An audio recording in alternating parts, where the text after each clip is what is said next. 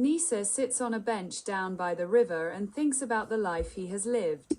It started with a disappointment when his father refused to let him take an electrical engineering course at high school and forced him to take a science course instead. Then all roads are open, his father had said. Now it was bad grades and shift work at the mill instead. He smiles at the thought that he borrowed money from the finance company with 22% interest to buy the sailboat, while his father bought a black rental property for his little sister. They like to use the word bitter, he thinks.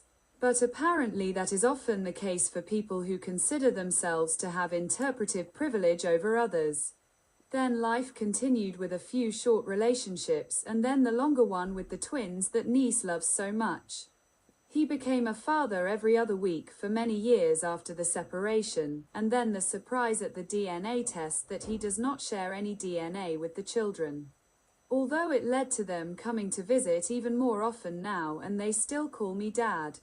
The DNA test showed that he was a cousin with a cousin on both his mother's and father's side.